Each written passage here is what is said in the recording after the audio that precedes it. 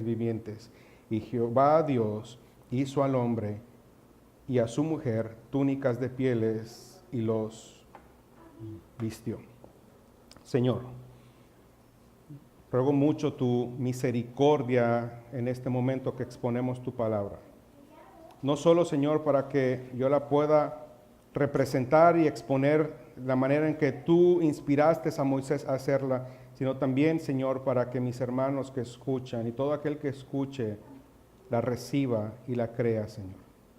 Te ruego, Espíritu Santo, que tú guíes la exposición de tu palabra en Cristo Jesús, te lo ruego. Amén.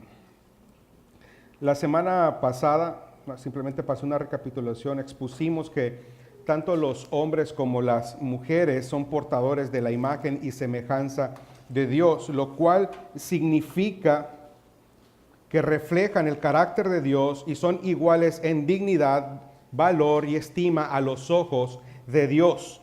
Como portadores de la imagen de Dios, son los únicos a quienes se les ha dado la tarea de representar a Dios en una administración conjunta. También vimos que el matrimonio y la familia son instituciones sagradas porque son creación de Dios y tienen una estructura que ha sido diseñada por Dios mismo. Tanto los hombres como las mujeres son llamados a ser representantes de Dios, pero tienen diferentes roles, diferentes funciones. A los hombres se les ha dado la responsabilidad principal y a las mujeres se les ha dado la función de ser ayuda idónea.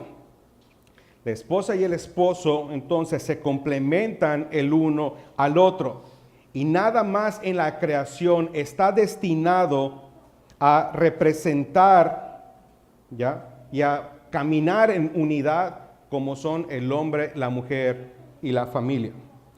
También vimos que Dios creó el matrimonio con ciertos parámetros ideales. El hombre y la mujer deben dejar el hogar de sus padres, ¿ya?, y unirse en una sola carne. El hombre será el proveedor del hogar y la mujer ayudará en su administración, tanto de los recursos económicos como de los hijos y todas las bendiciones que Dios les conceda. También vimos que Dios creó a una mujer para Adán, no varias mujeres para Adán. También vimos que Dios le dio un varón a la mujer, no varios varones.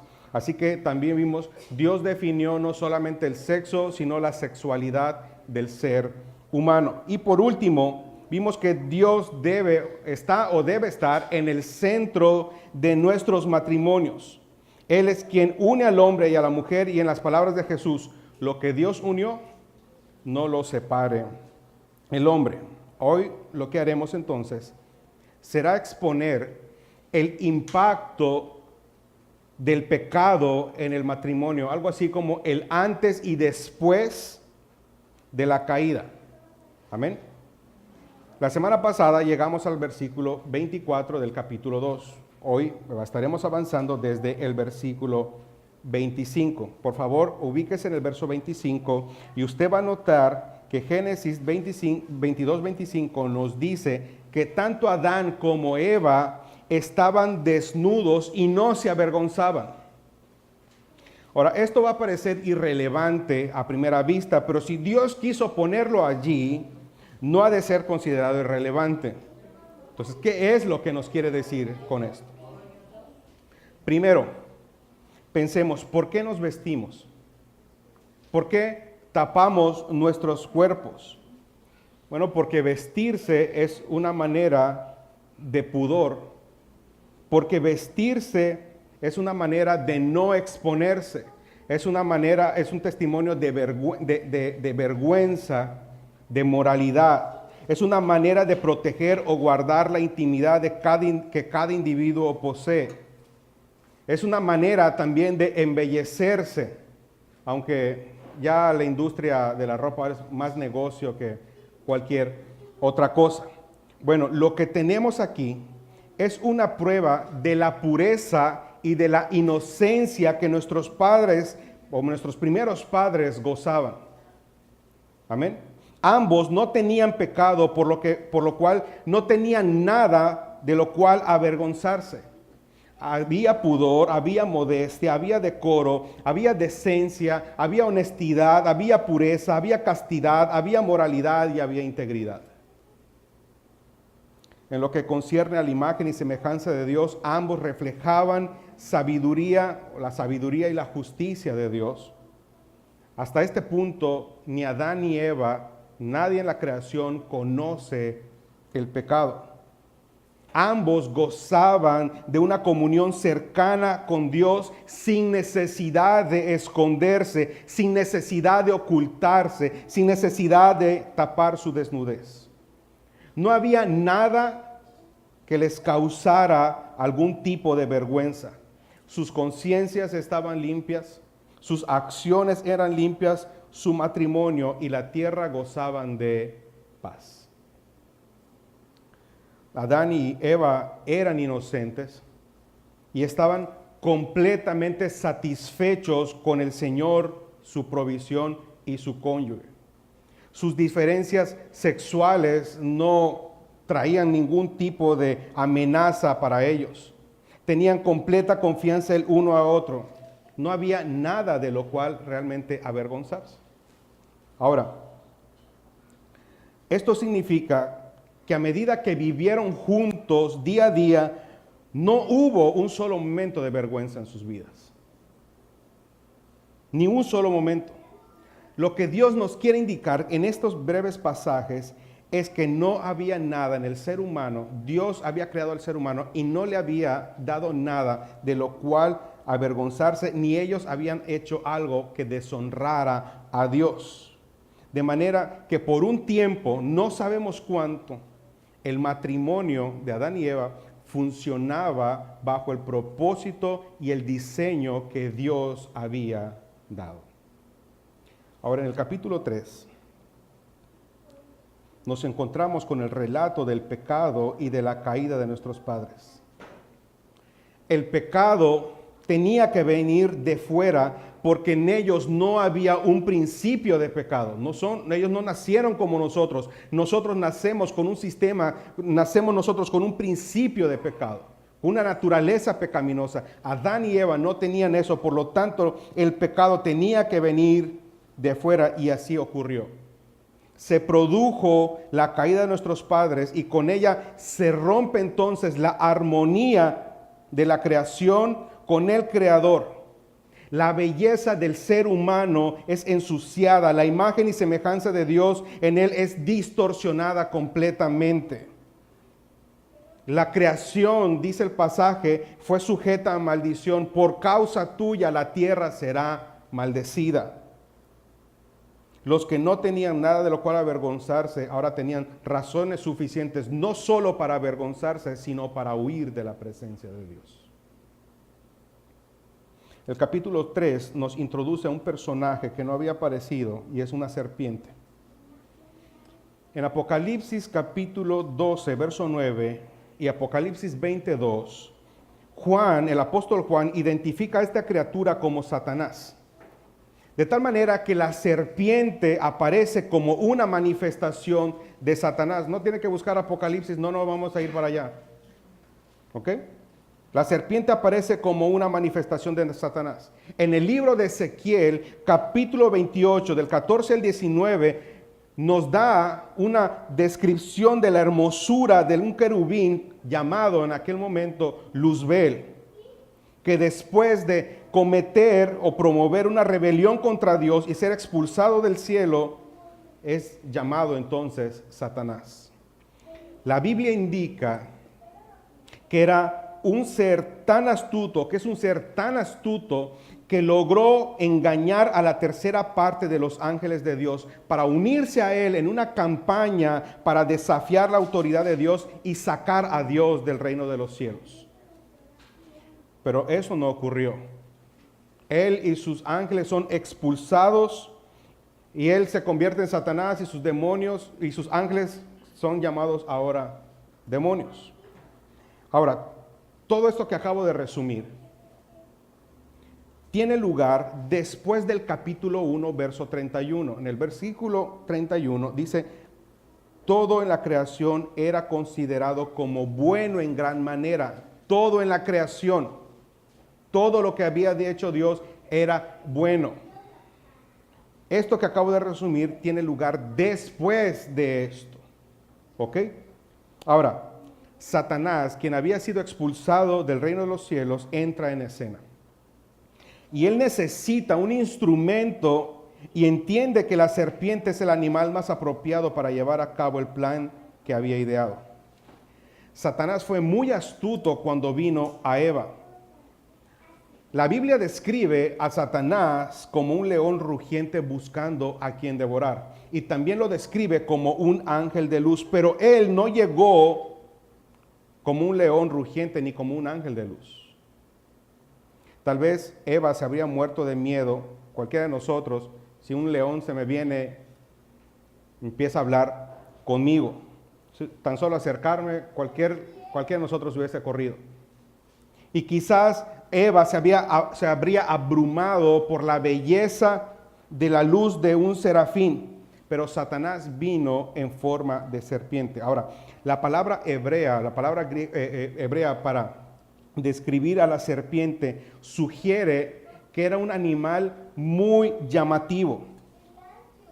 Un animal como color tornasol. Ahora nosotros vemos a las serpientes con esas formas que tiene de rombos en su piel, y opacas y grises. No eran así en un principio. La palabra sugiere que todas estas formas geométricas con las que tenían un color tornasol, de tal manera que Eva se enfrentó a un animal que era realmente brillante y fascinante. Incluso se supone que tenían patas. ¿Ok? Ahora, Satanás eligió a Eva, que había sido hecha de Adán, después de Adán y para ayudar a Adán. No escogió simplemente, dijo, bueno, está descuidada, la voy a hablar. Él tiene un plan. Y creo que él pensó, la única manera que yo pueda llegar a Adán y que él obedezca lo que yo quiero decirle, tiene que ser por medio de su mujer. Usted observa el pasaje, dice que Dios le, por cuanto escuchaste la voz de tu mujer, le dice Dios. Satanás entiende que la única manera en que puede llegar al esposo o la autoridad es a través de su mujer. Ahora, ¿cuál era el plan? El plan era destruir la creación de Dios. Dice la palabra de Dios que Él solo ha venido a robar, matar y destruir. La pregunta es, ¿cómo lograría Satanás robar, matar y destruir? Lo va a hacer en el capítulo 3 por medio de distorsionar la palabra de Dios. Vamos a ver la estrategia de la serpiente. Número 1. Comenzó por hacer una pregunta para entablar una conversación. Él le dijo a la mujer, con que Dios les ha dicho, solamente este pasaje, con que Dios les ha dicho, esto indica que Adán estaba ahí. Les ha dicho. Es específico, Adán está ahí. Con que Dios les ha dicho, no coman de todo árbol del huerto. Es como, pregúntate, Eva, ¿dijo Dios realmente que no debes comer de ningún árbol en el jardín? El versículo 2 muestra que la mujer responde, del fruto de los árboles podemos comer, pero del árbol que está en medio del huerto, dijo Dios, no comerán de él ni le tocarán para que no mueran. En otras palabras, la serpiente empieza por entablar una conversación e insinúa un acto o una intención egoísta de parte del Creador Todopoderoso para restringir a Adán y a Eva de comer cualquier fruta en el jardín. Lo que la serpiente está tratando de hacer es provocar una pequeña incomodidad entre nuestros primeros padres y nuestro amoroso Creador. Si él hubiera comenzado atacando al Señor, la persona del Señor que venía cada día y convivía con ellos, Eva posiblemente se hubiese enojado y ahí se hubiera acabado la conversación. Pero cuando fue con una pregunta de la cual Eva ya sabía la respuesta, la hizo comenzar una conversación con el diablo. Ahora, la serpiente sigue en su estrategia. Sutilmente, la serpiente procede a contradecir a Dios y hacer dudar de su palabra. Cuando Eva responde y explica lo que Dios dijo, note que ella ya se está contaminando con el diálogo, con la conversación con Satanás, porque ella le dice a la serpiente, Dios incluso dijo que no deberíamos tocar el árbol, y eso no es cierto. En ningún momento dijo Dios eso. En ningún momento Dios dijo. Quizás Adán le dijo eso con la intención de preverla a ella, pero como quiera que ella ha llegado a esa idea, observe cómo ella rápidamente empieza a considerar que quizás la orden de Dios es un poco extrema, es un poco exagerada.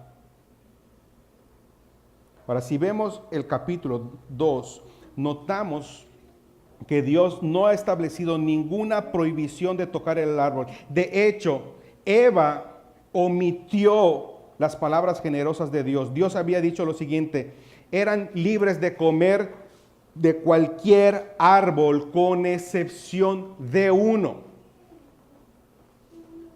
Teniendo todos los demás árboles a su disposición, ella se inconforma por uno. Y le decía ayer a mi esposa, al parecer no ha cambiado mucho eso.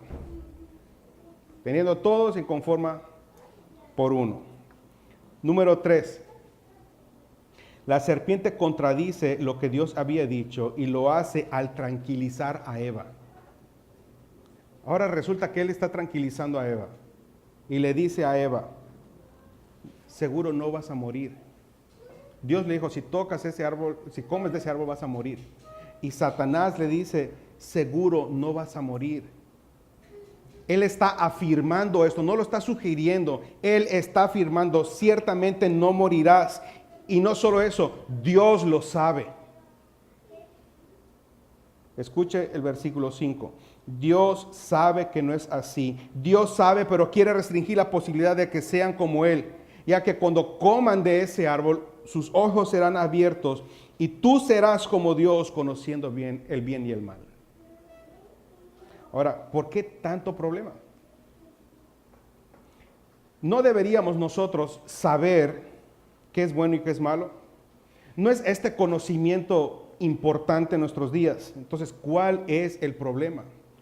Mire, la intención del enemigo es que ella tenga su propia idea de lo que está bien y de lo que está mal.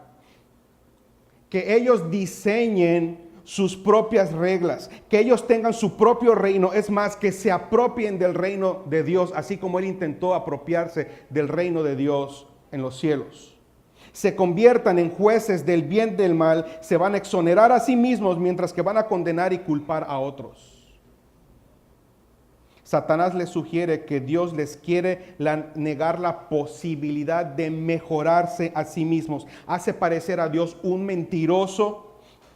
Y es irónico porque resulta que el mentiroso resulta ser quien porta la verdad y el único que es verdadero resulta ser mentiroso. Y tan pronto como Dios apareció como mentiroso a los ojos de Eva, Dios dejó de tener autoridad para Eva. Lo que le está diciendo a Eva, tú tienes la autoridad y la capacidad de definir lo que es bueno y lo que es malo, porque el único que puede definir lo que es bueno y lo que es malo es Dios. Porque Él es perfecto y el creador, y el único que es perfecto puede definir qué es malo y qué es perfecto. Y le está dando esta posibilidad. En otras palabras, le está diciendo, tú tienes y puedes ser tu propio Dios y tu propia autoridad. Cuando las palabras de la serpiente cayeron en los oídos de Eva, en ese momento, en su ser, Hubo una sed de ser independiente de Dios y decidir por sí misma qué era bueno y qué era malo. En ese momento fue seducida a ser autosuficiente, independiente de Dios y su marido. Es más, con mayor inteligencia ella podía asumir la autoridad. Estas son las bases del feminismo.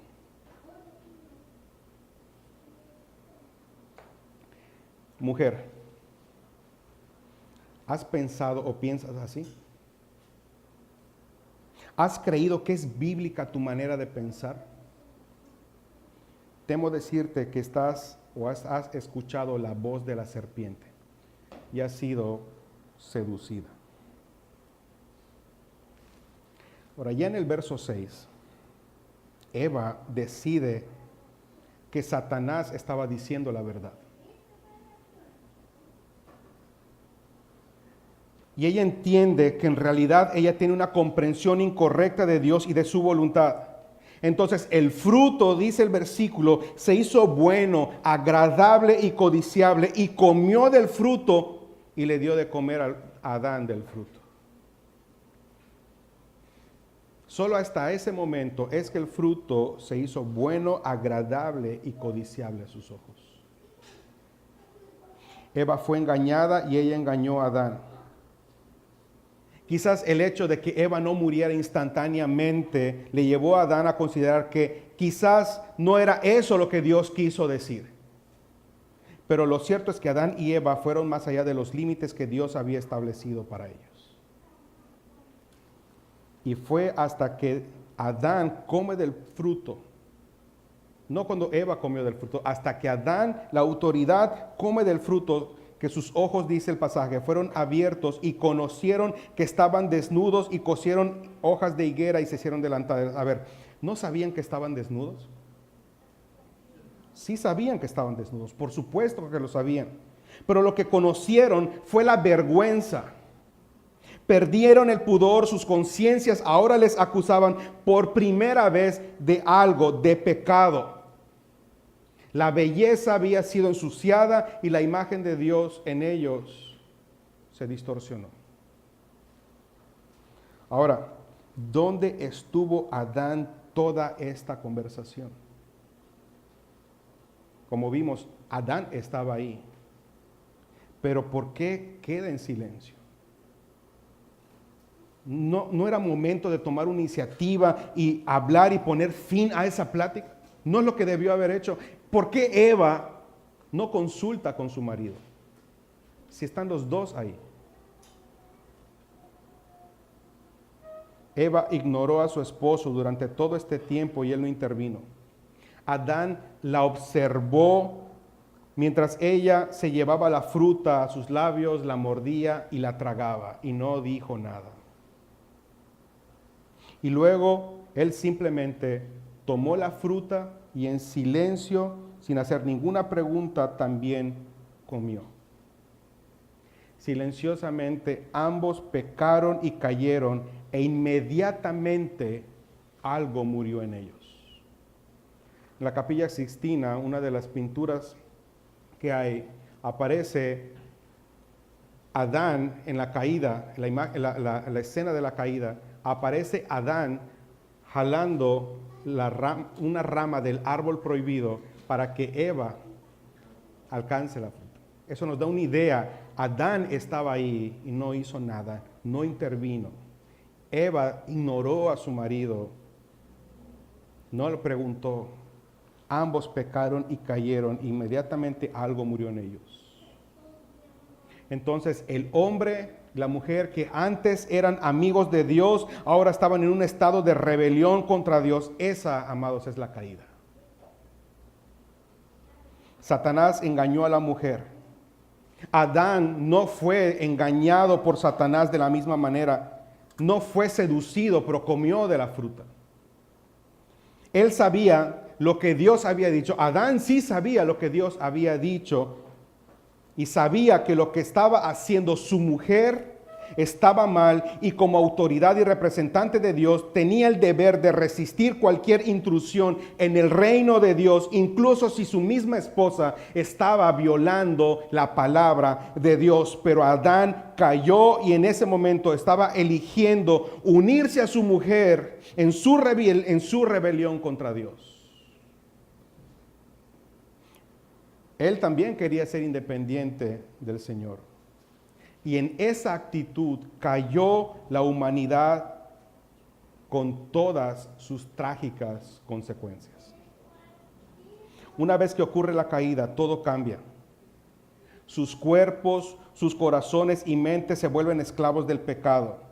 La alegría y la paz que habían conocido hasta entonces desaparecen. Sentimientos nuevos nacen en sus corazones: miseria, inseguridad, tristeza, remordimiento, vergüenza, enojo, ira, pleitos, divisiones, deseo de rebelión, violencia, odio, rencor, menosprecio, y la lista es larga. El pecado siempre es una razón apropiada para avergonzarse, ya que con el pecado nosotros deshonramos a Dios. Todo pecado representa una afrenta a la autoridad y a la palabra de Dios. Por eso el pecado no es cualquier cosa. Es un desafío consciente a la autoridad y a la palabra de Dios. Ahora quiero rescatar las lecciones en estos pasajes. Primera lección, para nuestros matrimonios, obviamente. Número 1, quiero que veamos las voces que amenazan nuestros matrimonios. ¿Qué hace la serpiente? Entra en el mundo, al huerto, y quiere hacerles dudar de lo que piensan acerca de Dios y de ellos, y plantea su propia versión de la realidad. Y tristemente, Adán y Eva fueron atraídos por su interpretación. Ellos escogieron creer a la serpiente en lugar de creerle a Dios. Ahora, Satanás quiere, y sigue siendo su intención, socavar nuestros matrimonios y familias. ¿Por qué? Porque eso cumple su objetivo de destruir a Dios y arruinar su reino. ¿Y qué mejor manera de arruinar las cosas que robar, matar y destruir uno de los pilares fundamentales que sostiene el reino, las familias fuertes?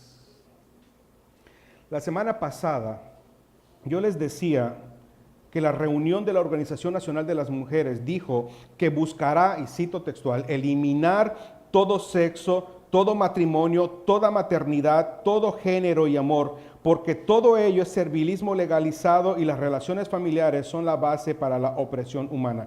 Le pregunto, ¿de dónde usted cree que proviene toda esa declaración?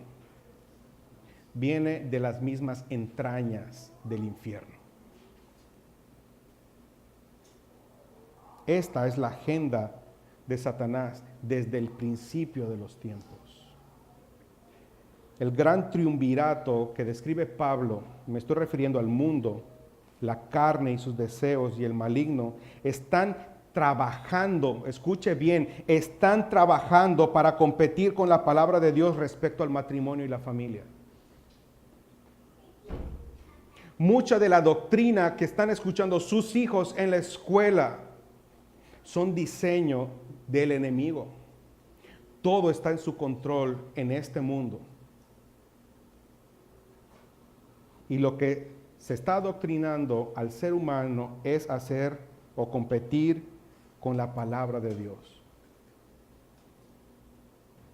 Se le está enseñando tú no necesitas a Dios.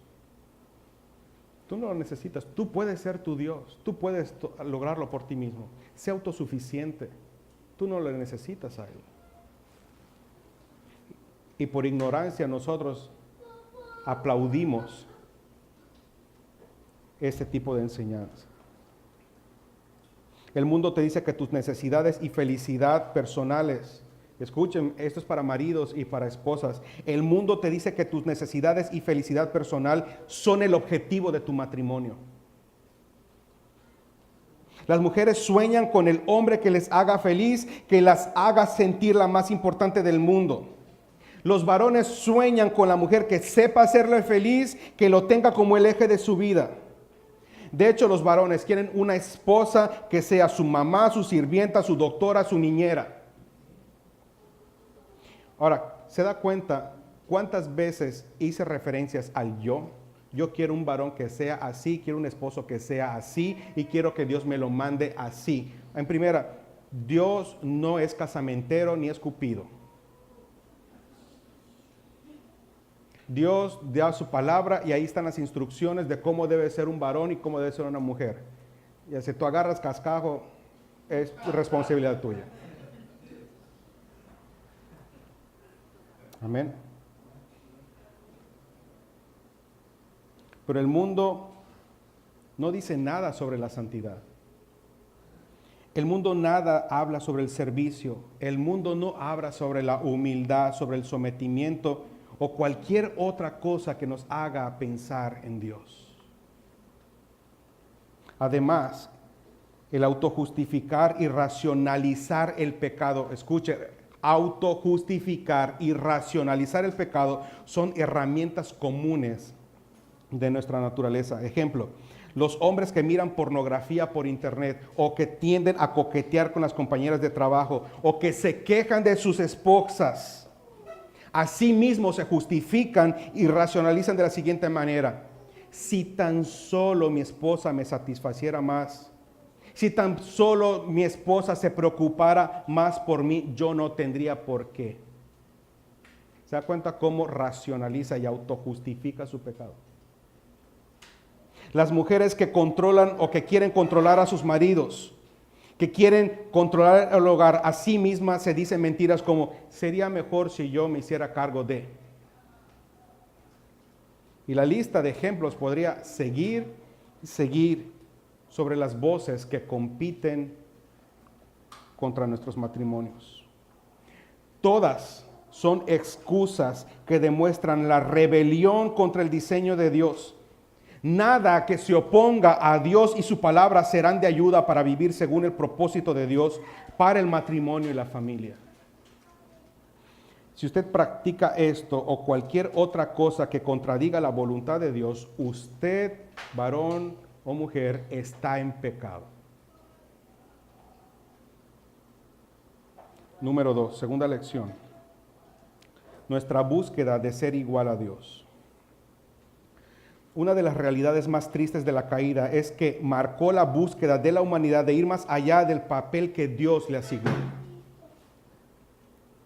Ya no están satisfechos con ser portadores de la imagen de Dios y ser los administradores del huerto. No, ahora ellos quieren ser el dueño del huerto. Ahora ellos quieren ser sus propios reyes. Y para esto necesitan ignorar o erradicar los parámetros que había Dios establecido. La serpiente les había convencido de que no estuviesen satisfechos, sino que desearan más. El anhelo del fruto prohibido marcó el inicio de Adán y Eva de tratar de deshonrar a Dios y de destronar a Dios. ¿Y cómo lo iban a lograr? Yendo más allá de los parámetros de Dios en la creación y tratando de ser sus propios dioses, sus propios amos, su propia autoridad, sus propios ejes. Esa fue la rebelión y un acto de traición contra Dios. Cuando usted va más allá de los límites, cuando usted intenta desobedecer la palabra de Dios, es un acto de traición contra Dios. Por eso todo pecador es enemigo de Dios. Adán y Eva intentan declarar su independencia del Creador.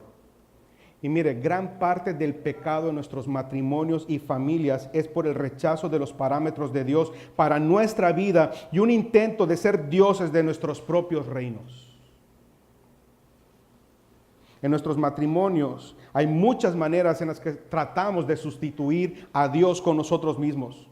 Una vez más, la esposa que controla o que intenta controlar, ¿sabe qué está haciendo? Está intentando robar a Dios su soberanía, queriendo actuar como la reina soberana del matrimonio. El esposo que quiere ser el centro de preferencia y admiración intenta robar a Dios la preeminencia y la admiración que solamente le pertenecen a Dios en el hogar y en todas partes. Y así podríamos continuar. El hombre busca querer ser Dios. Número 3. El pecado corrompe nuestra relación con Dios.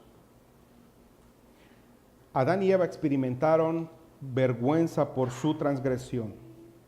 El conocimiento que Adán y Eva obtuvieron trajo consigo culpa y vergüenza en la relación del hombre y la mujer con Dios, por lo que Adán y Eva se escondieron de Dios. El pecado siempre va a preferir la oscuridad y estar lejos de Dios en vez de estar cerca de Dios y de pie a la luz. Juan 3:19 dice: los hombres amaron más las tinieblas que la luz, pues sus acciones eran malas. Alejarte de Dios, tratar de ocultarse de Dios, ¿sabe qué? Solo arruina las cosas, empeora las cosas, incluyendo tu matrimonio. Es mentira que el pecado entre usted y su cónyuge es solo entre ustedes. Es mentira. Cualquier pecado entre los dos afecta su relación con Dios. Cualquier expresión de rebelión en contra de la voluntad, diseño y propósito de Dios para el hombre y su mujer corrompe la relación con Dios. Y no solo corrompe nuestra relación con Dios, corrompe, número 4, nuestra relación con nuestro cónyuge. El pecado corrompe nuestra relación con nuestro cónyuge. Antes de la caída, Adán y Eva vivían en armonía uno con otro. Confiaban, se respetaban y se amaban el uno al otro. Después de la caída, su matrimonio estaba contaminado por el egoísmo, por el orgullo, la rivalidad. Ni Adán ni Eva estaban dispuestos a aceptar voluntariamente la responsabilidad de la situación cuando Dios les cuestionó a cada uno. Cuando Dios se acerca, le dice a Adán: ¿qué has hecho? Y Adán culpó a Eva. Y cuando le pregunta a Eva, ella no asume tampoco su responsabilidad, ella culpa a la serpiente. Tu matrimonio, déjame decirte, está destinado a fracasar, porque en primera ambos son pecadores y hasta que no lo reconozcan, caerán en la misma situación de pasar la culpa al otro. Frecuentemente tratamos de evadir la responsabilidad pasando la culpa a otra persona, cuando en realidad debemos asumir la responsabilidad del pecado. Y lo que ha sucedido es un daño catastrófico en las relaciones. Adán y Eva ya no tienen una relación del todo amorosa y del todo confiable con Dios. Ya no tienen una relación amorosa y confiable entre ellos. Los parámetros que Dios había establecido en el capítulo 2 han sido invertidos por el pecado. Y la lista posible de pecados que ellos experimentaron es larga. Repito: egoísmo, orgullo, ira, el querer controlar la autosuficiencia, la superioridad, la autojustificación, culparse uno al otro, culpar a las circunstancias, culpar a no sé quién, el menosprecio, la frustración, y podríamos seguir. Amados, guardar el pacto con Dios es el fundamento para poder guardar el pacto en el matrimonio. Repito, guardar el pacto con Dios es el fundamento de guardar el pacto en el matrimonio. Cuando se rompe la relación con Dios, se rompe nuestra relación conyugal. Todo problema familiar y matrimonial, todo problema personal es explicado por una sencilla razón: hemos pecado contra Dios. Como portadores de la imagen, lo que se supone que debemos hacer es reflejar el carácter de Dios. Amén. Pero cuando pecamos, lo que estamos haciendo es mentir acerca de Dios. Es decir, estamos dando una imagen equivocada a nuestra esposa, a nuestro esposo y a nuestros hijos. Padres, esposos, esposas, cuando tú pecas, estás mintiendo acerca de Dios. Lo que estás queriendo decir es, así como me comporto, así es el Padre. Así como me ves, hijo, así es Cristo. Estamos presentando una imagen distorsionada de quién es Dios. Amén. Ahora, no les quiero dejar así, porque Génesis no nos deja así. Génesis nos da esperanza para el matrimonio. En este capítulo, cuando leemos desde el verso 8, notamos que Dios aparece como antes. Note que Dios no aparece llamando de manera enojada, sino con la misma bondad con la que siempre les habría tratado. Y lo que Dios hace parece ilógico. Pero lo que Dios hace en realidad está lleno de misericordia. Él busca al hombre y le pregunta, ¿dónde estás tú? ¿Dónde estás tú? Oiga, ¿acaso Dios no sabe dónde estaba? ¿Dónde estás tú? No, Él es Dios y lo sabe todo y está en todas partes. Nada se puede ocultar de su presencia. Amén. Pero entonces, ¿por qué la pregunta? ¿Por qué le dice, ¿dónde estás tú? Bueno, porque esta pregunta tiene la intención de que el hombre salga de su escondite y confiese su pecado. Proverbios capítulo 28, verso 13 dice, el que encubre, el que esconde sus pecados no prosperará, mas el que los confiesa y se aparta alcanzará misericordia, dice la palabra de Dios. Toda restauración personal comienza volviendo a Dios. Un corazón alejado de Dios crea distanciamiento, crea comparaciones, culpa a los demás, pero un esposo, una esposa al pie de la cruz podrá vivir como un cónyuge, con un cónyuge imperfecto. El pecado produce vergüenza, temor, confusión, culpa y remordimiento. Y sabe, eso nos tienta, esos sentimientos nos tientan a querer escondernos o escapar de Dios. Pero amados, no hay manera que podamos escapar de Dios. Él no solo sabe dónde estamos y lo que hacemos, Él conoce los pensamientos y las intenciones de nuestro corazón. Él de hecho conoce nuestros corazones mucho mejor de lo que nosotros los conocemos. Lo que Dios está haciendo aquí, está llamando al hombre a salir de nuestro escondite, a abandonar nuestros propios esfuerzos por querer cubrir o maquillar nuestra vergüenza, nuestros pecados. Ellos agarran arbustos y tratan de tapar su vergüenza con ello. Ahora, Adán responde como nosotros no debemos responder. Él expresa su miedo y su pecado queda patente al admitir su desnudez. Y Dios le pregunta, ¿y quién te dijo que estabas desnudo? Entonces, ¿comiste del árbol? Y él no dice, sí, y fue mi responsabilidad. No, él se niega a confesar. Dios seguía esperando que Adán confesara su pecado, pero Adán se resiste a admitir su responsabilidad y confesarlo. Eso es algo que nosotros no debemos hacer.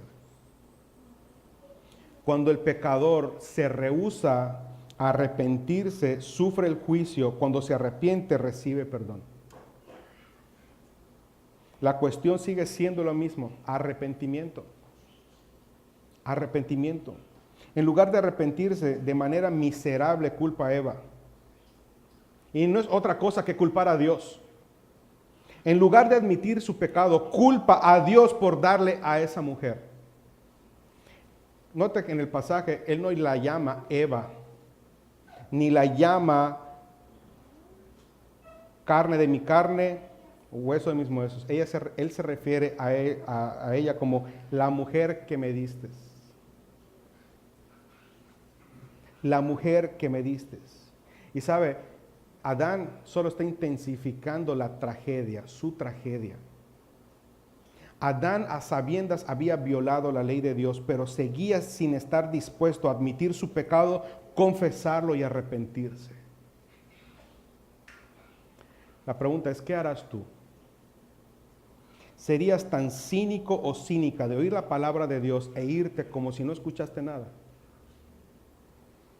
¿O vas a reconocer que has pecado contra Dios, violado el diseño divino para tu matrimonio y familia? ¿Optarás por seguir desobedeciendo y culpando a otro? ¿Esperas bendición así? Por favor, imaginen la imagen, para mí es patética imagen de Adán y Eva arrancando hojas de los arbustos para tapar su vergüenza. Es un esfuerzo inútil. Es un esfuerzo inútil, pero observe la gracia de Dios. Dice el versículo 3, capítulo 3, verso 21, que Dios los vistió a ellos. Dios reconoce la vergüenza que surgió del pecado de ellos y muestra misericordia haciendo algo al respecto. Dios, en respuesta al pecado del hombre, Dios inmediatamente les muestra misericordia. Adán y Eva trataron de cubrir su culpa con vergüenza y Dios les dice, no, eso no es suficiente. Tú no te puedes vestir ni tapar tu culpa, tu vergüenza por ti mismo, si no soy yo. Dios los viste. Dios los viste. Pero eso no es todo. Si usted observa el versículo 15 que leímos, Dios promete que un día la simiente de la mujer herirá la cabeza de Satanás. Tu simiente herirá a la serpiente en la cabeza. ¿Qué es lo que está diciendo? Él la va a matar. La va a pisar y él la va a matar. De este lado de la cruz, nosotros sabemos que esa simiente es Cristo Jesús. Y sabemos que Cristo venció al morir en lugar de pecadores como usted y yo. Justo aquí, en medio del capítulo sobre el pecado en la Biblia, vemos los primeros indicios del Evangelio. Aquí está insertada la cruz de Cristo y por lo tanto, aquí está la esperanza para toda familia. Te pregunto, ¿tú has perdido esperanza de ti mismo? ¿Has perdido la esperanza de los demás o de este mundo? La cruz del Señor responde a toda tu desesperación. No hay nada imposible desde que Jesús murió y resucitó. Tú y yo, tu matrimonio no es tan imposible como crees pensar que es. Tu matrimonio no está sin esperanza. No, todo es posible desde que Jesús resucitó de entre los muertos. En la resurrección, Él selló el triunfo dado por Dios. Gloria a Dios. La sociedad te dirá que ni modo es lo que te tocó vivir, pero no. El Evangelio te da esperanza. La buena noticia es que el tema del pecado ha sido resuelto. Jesús, el Hijo amado de Dios, Dios mismo, ha sufrido el castigo por nosotros para que nunca tengamos que sufrirlo. Y por lo tanto, todos los que creen en Él pueden ser una vez más conformados a la imagen y semejanza de Cristo por el poder del Espíritu Santo. Imitar la vida y la enseñanza de Cristo es posible solamente para aquellos que entran en una nueva relación con Dios por medio de la fe en Cristo Jesús.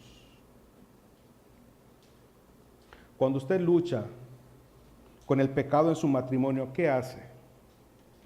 ¿A dónde acude? ¿Cómo lo está resolviendo? ¿Qué está haciendo con su pecado?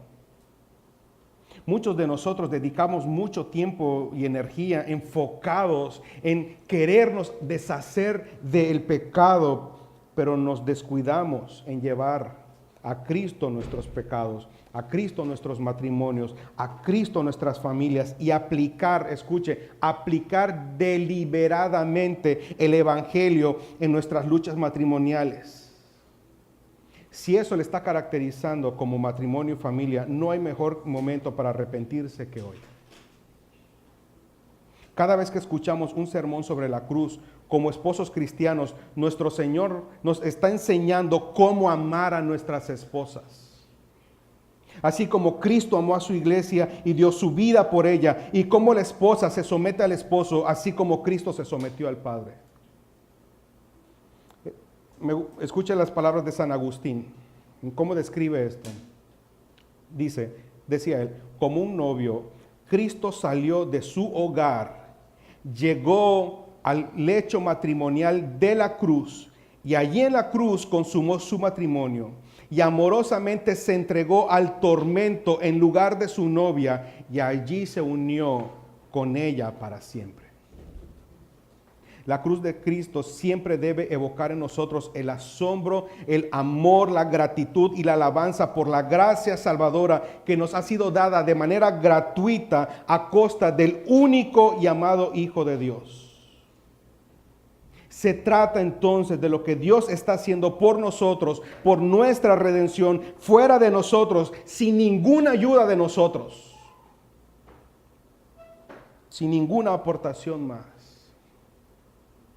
sin ninguna contribución de nuestra parte. El Evangelio es la asombrosa muestra del increíble y sorprendente amor salvador de Dios. Y quiero ir cerrando. En Efesios capítulo 5, verso 25, Pablo les pide a los esposos cristianos que miren la cruz, que miren cómo Cristo se dio a sí mismo por su pueblo, que miren cómo se entregó totalmente, que miren cómo se entregó a sí mismo al máximo, para ver cómo soportó la vergüenza y el sufrimiento, para ver cómo murió todo por su novia, todo por su iglesia. Él está queriendo decir, varones, Cristo murió, vivió, sufrió y murió por el bien eterno de su esposa. Ahora, así, de esa manera, vas a amar a tu esposa. Ama a tu esposa como Cristo amó a la iglesia. Ama a tu esposa como Cristo se dio por sí mismo por la iglesia. Ama a tu esposa a la luz de la cruz. Pablo le dice a la esposa, sométete a tu marido. La cabeza de todo hombre es Cristo y la cabeza de la mujer es el hombre y la cabeza de Cristo es Dios Padre. Esto lo dice en 1 Corintios 11:3. Y así como Cristo, que siendo igual a Dios, no estimó el ser igual a Dios como cosa al cual aferrarse, sino que se despojó de sí mismo, así la esposa debe hacer. El Evangelio no solo nos está enseñando sobre el amor de Dios, y sabemos que es un amor profundo y amplio, no, también te está enseñando sobre la gloriosa obra de redención, sin la cual ni tú ni yo podríamos ser salvos, sin la cual toda nuestra eternidad sería en el infierno. Y número 3, nos está enseñando cómo un esposo cristiano debe amar a su esposa y cómo una esposa cristiana debe honrar a su marido. Esa es la esperanza, la cruz, el Evangelio es la esperanza. Pregúntate, ¿cuáles son las voces que están arruinando tu matrimonio? ¿Cuáles son las voces que la serpiente ha estado diciendo y tú has estado creyendo? ¿Qué mentiras te dices a ti mismo que te están distrayendo, te están apartando de Dios y están afectando tu matrimonio? ¿De qué manera usted está actuando como Dios en su matrimonio? ¿O queriendo actuar como Dios en su matrimonio?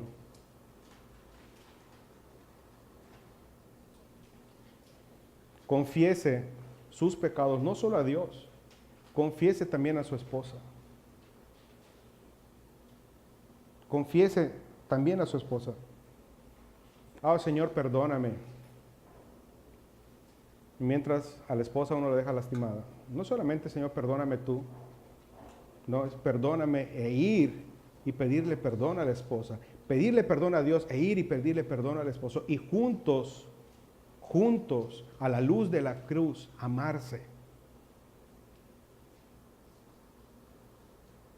Hechos 3:19 dice, arrepiéntanse y vuélvanse a Dios, a fin de que vengan tiempos de alivio de parte del Señor. ¿Quieren alivio y paz de parte del Señor? Arrepiéntanse y vuélvanse a Dios. Amén. Padre, gracias por tu palabra.